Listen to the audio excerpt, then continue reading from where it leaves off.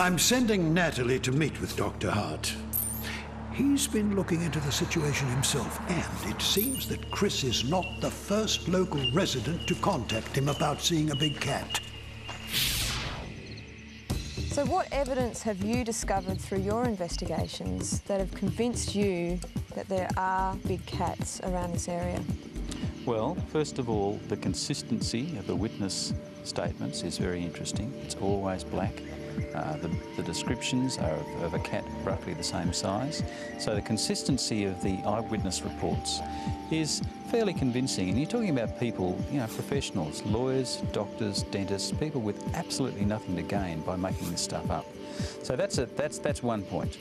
But I've also investigated a kill of a yearling goat just up the road from here, and the kill pattern was like something I'd never seen before, and all that was left was skin and a few bones, and they had been picked totally clean.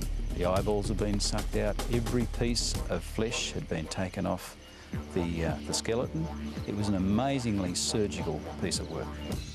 Dr. Hart and I both agree this couldn't have been the work of any native Australian species, or the work of a fox or a wild dog. He believes it could be nothing else other than a big cat. Now, I've certainly seen enough over the years to convince me that there really is a big cat, a big black cat, probably a leopard, living in this area.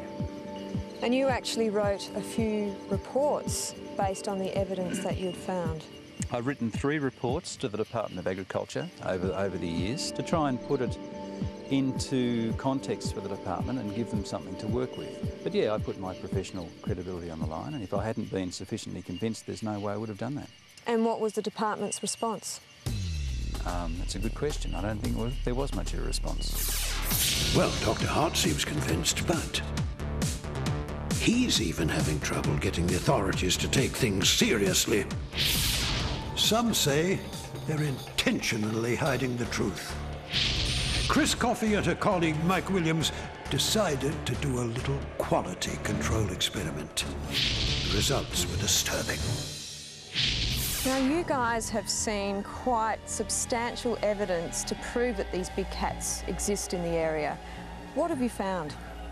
Well, we've found the unusual scats, the hair samples, and the pug prints primarily. And so what we've been doing is we've been mailing the pug prints around the world, and most of the zoologists are going, we've got a large cat, which we think is really interesting, and we've been mailing the scats off to different people and trying to get them to identify it locally.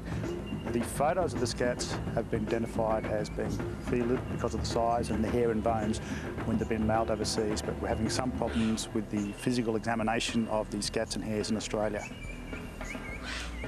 What response are you getting from the Australian authorities? Well, no matter how odd the scats that Chris has given to it by different farmers or whatever in the area, no matter how many bones and fur, they keep coming back as dog or feral cat or regurgitated dog vomit or owl pellets.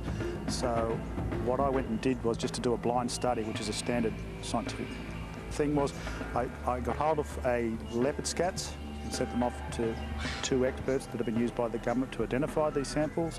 And I also had some leopard hair, and I sent that off as well to see what they'd say. And unfortunately, they're incapable of actually identifying it. Came back dog in all cases. So these are the scat reports? Yep, those 2 are the scat reports. And as you can see, it's a dog that's been eating possibly wallaby. So you've taken hair samples and scat samples from a leopard from a private zoo. Yep. The hair samples have come back domestic cat, and the scats have come back dog. Yep. Now that's just ridiculous. It's pretty strange.